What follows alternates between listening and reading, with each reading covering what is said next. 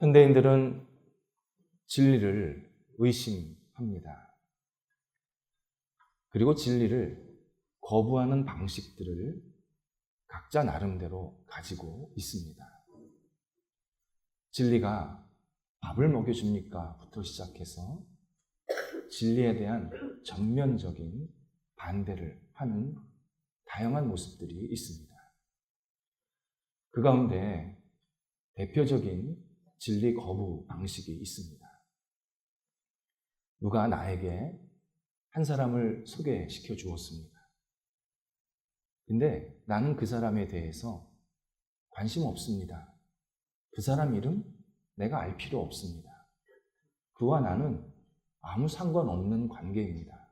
라고 말한다면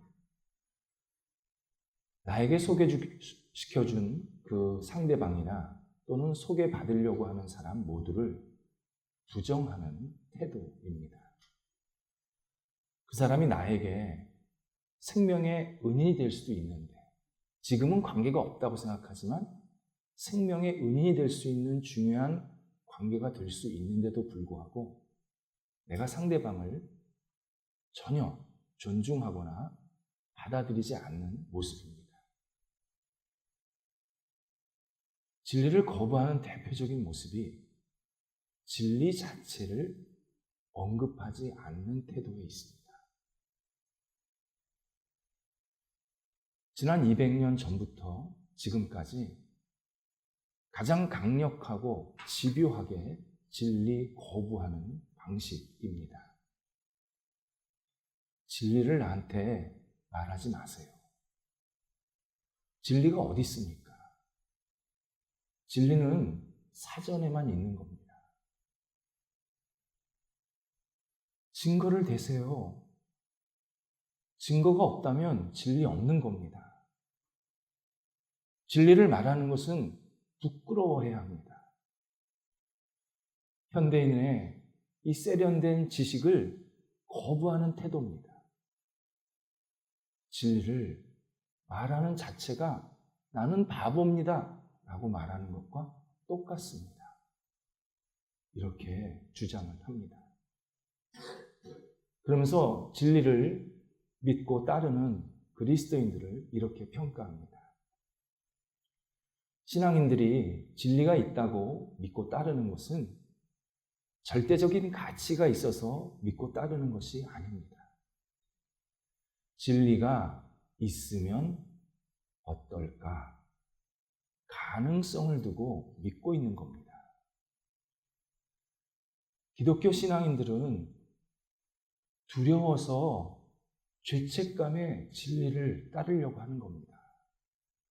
기독교인들 빨리 정신 차려야 합니다.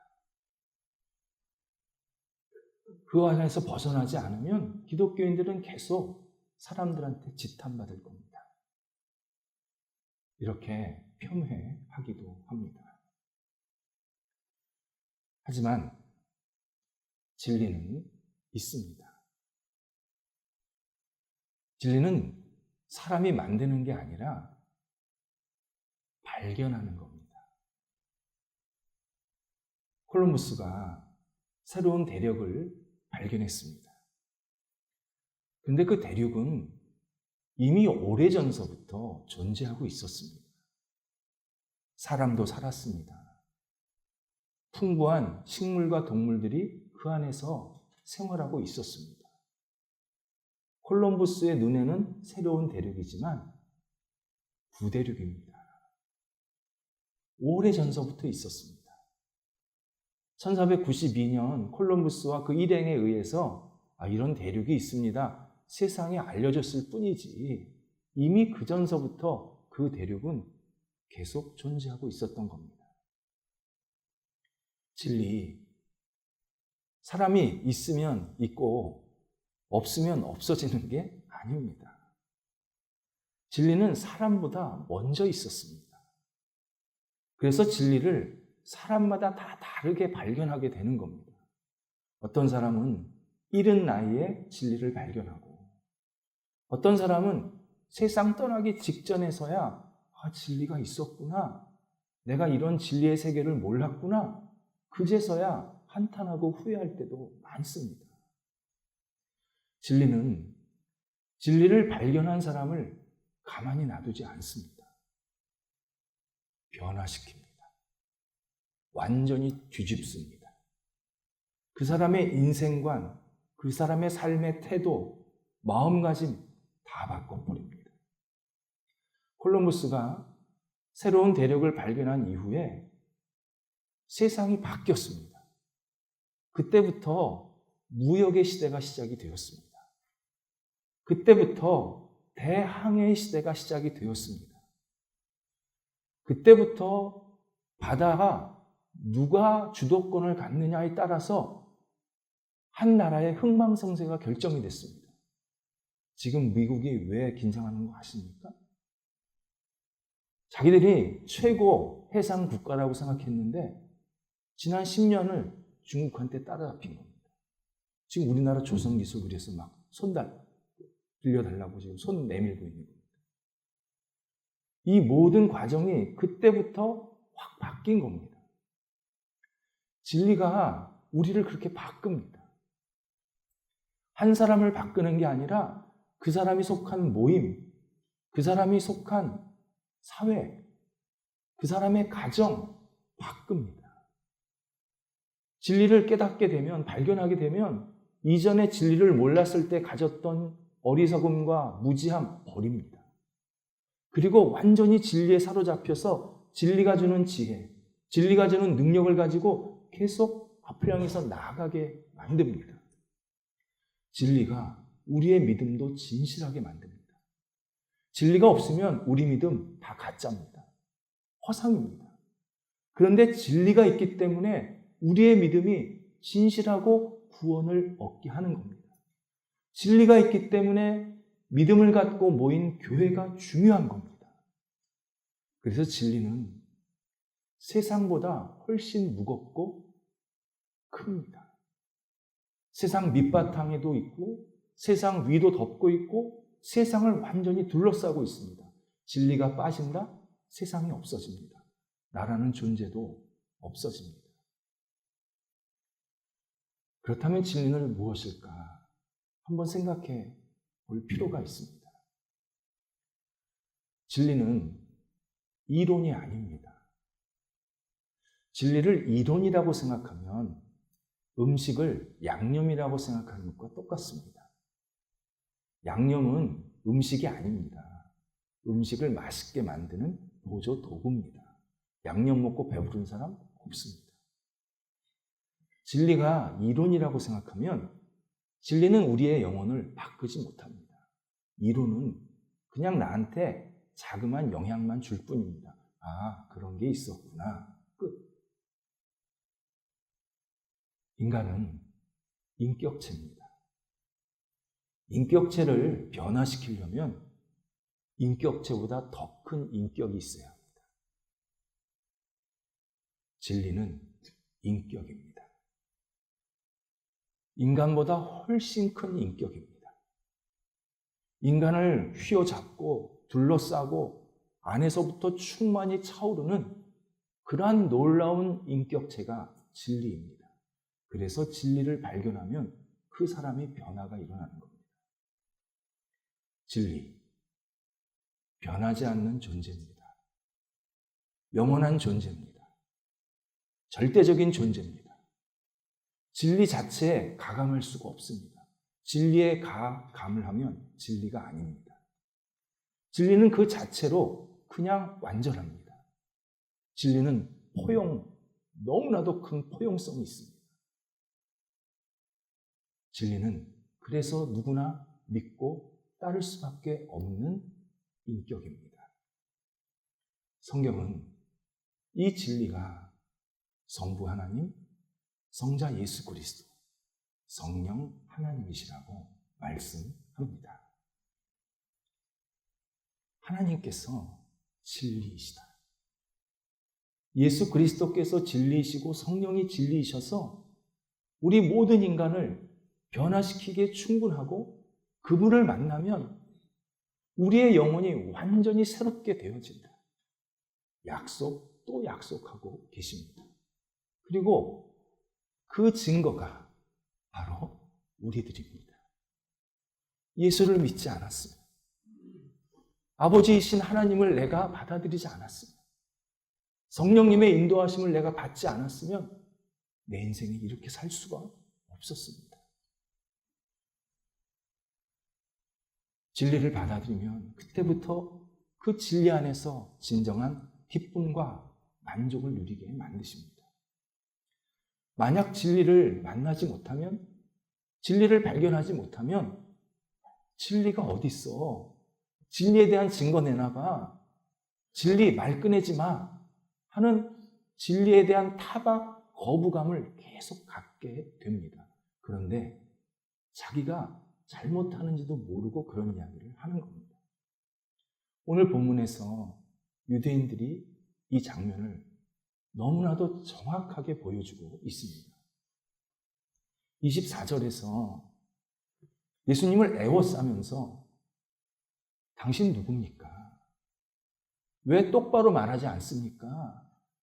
왜 우리를 의욕하게 만듭니까? 당신이 누군지 정체성을 좀 밝혀주시오. 다그치고 있습니다. 유대인들은 지금 예수님을 애워쌌다? 굉장히 위협하는 거 아닙니까?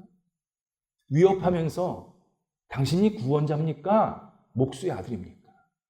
당신이 하나님으로부터 온 사람입니까? 아니면 별 볼 일 없는 선동자입니까? 도대체 당신이 누군데 우리한테 의심하게 만들고 우리를 유혹하고 있습니까? 당신 똑바로 좀 말하시오. 막 재촉하고 있는 겁니다. 예수님, 이전에 몇 번이고 당신이 누구인지 정체성에서 말씀하셨습니다. 나는 세상의 빛이다, 생명의 떡이다, 선한 목자다, 반복해서 말씀하셨습니다. 거기에 일반 사람들이 감히 할 수 없는 행동, 놀라운 일들을 사람들한테 베푸시면서 당신이 누구인지, 예수님이 누구이신지를 명확하게 알 수 있는 다양한 근거 제시해 주셨습니다. 그뿐이 아닙니다. 유대인들이 가장 소중히 여기는 구약성경. 구약성경에 구원자에 대한 예언이 계속 나오는데 예수님께서 그 구절구절들을 뽑아서 이 말씀이 내게 응했다. 내가 지금 이 말씀대로 행하고 있다. 그리고 이 말씀이 앞으로도 내 안에서 이루어질 것이다.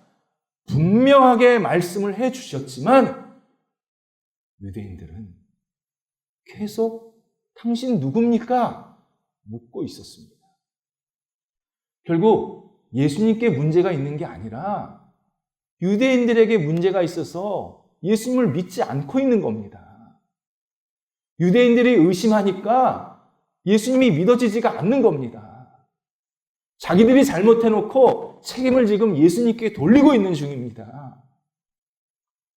이 모습이 처음 인간 아담, 하와가 하나님 앞에서 범죄했을 때 행했던 태도였습니다. 아담과 하와, 인류가 누리지 못했던 최고 최대의 번영과 복을 누렸습니다. 아담과 하와는 법, 처벌 없었습니다. 구원 없었습니다. 이미 예수님, 하나님 안에서 하나님과 함께 생활했습니다. 그냥 그들의 생활이 구원입니다. 구원이라는 것은 구원받지 못한 사람이 하나님 안에 들어가는 거니까 이미 하나님과 함께 생활하고 있었습니다. 반대로 자유와 풍성은 넘치고 넘쳤습니다. 못할 게 없었습니다.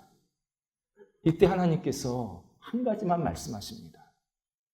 아담아, 하와야, 선악을 알게 하는 이 열매만은 먹지 마라. 이 열매를 먹으면 너희가 반드시 죽을 것이다. 말씀하셨습니다. 하나님께서 이 열매가 아까워서 먹지 말라고 하신 거 아닙니다. 얘들아, 내가 너희한테 다 줬다. 나까지 다 줬다. 나를 지금 만날 수 있다, 너희들. 그런데 딱 하나, 너희는 나 여호와를 하나님으로 인정해야 된다. 나에게 순종해야 된다. 그래야 이 모든 것들을 다 누릴 수 있단다. 그 순종하는 방법, 내가 하지 말라는 것만 안 하면 돼. 요 하나, 요거만 먹지 마. 그러면 너가 나를 지금 하나님으로 인정하는 거야. 나를 네가 의지하고 믿고 있는 거야. 내가 그거 다 받아들일게. 그렇게 약속을 해주신 겁니다. 아담과 하와 이 말씀 허투루 들었습니다. 하와가 사탄을 만납니다.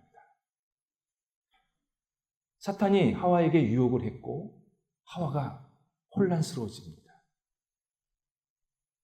내가 이 열매를 먹으면 죽을까?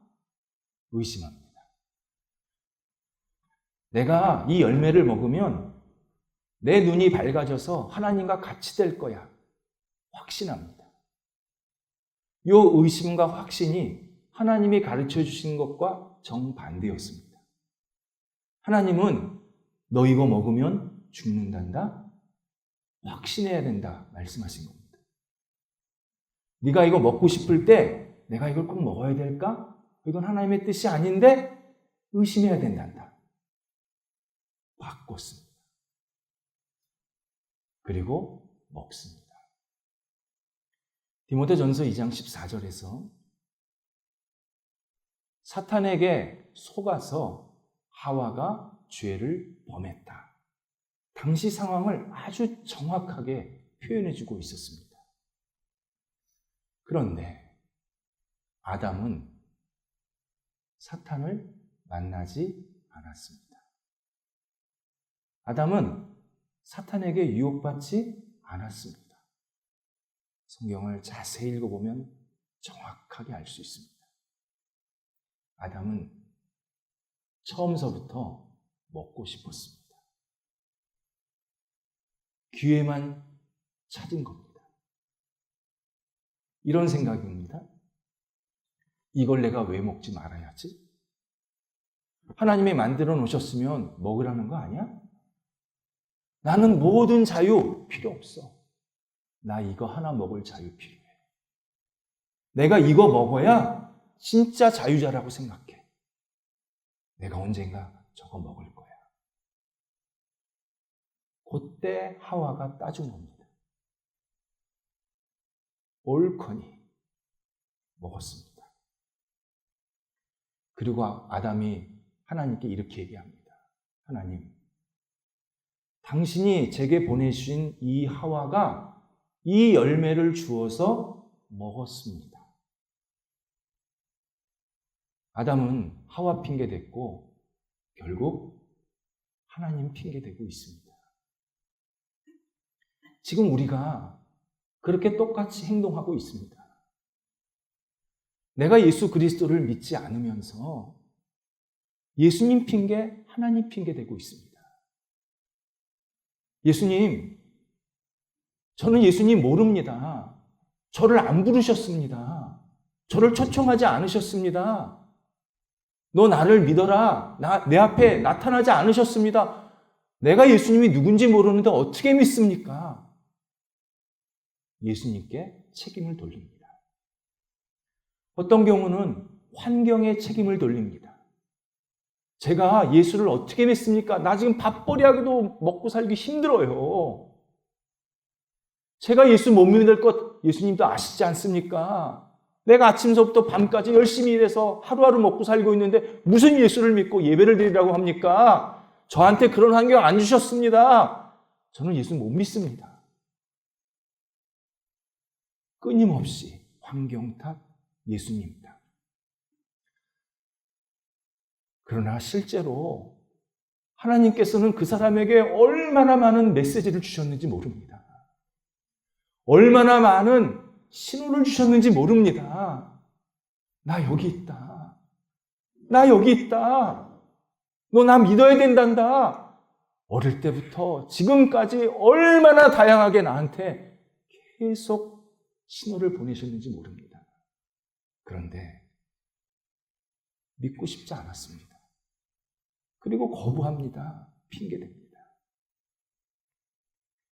유대인들이 지금 예수님을 앞에 두고 우리가 그렇게 만나고 싶은, 우리가 그분과 늘 함께하고 싶은 그 예수님을 자기 앞에 두고도 당신 누굽니까?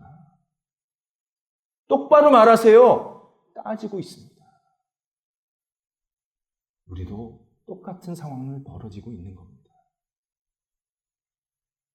오늘 본문 22절에 의하면 유대인들이 예수님을 거부했던 이 시기가 수전절이라고 표현되어 있습니다. 수전절, 성전을 수리한 절기입니다. 요즘 말로 하면 예루살렘에 딱 하나 있는 성전, 아주 소중하게 여기던 그 성전 리모델링을 한 겁니다. 대대적으로.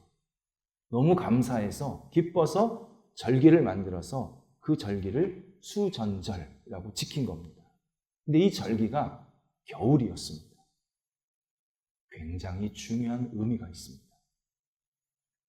건물은 멋있게 다시 지어놓고 리모델링 해놓고 진짜 구원자는 배척하고 있습니다.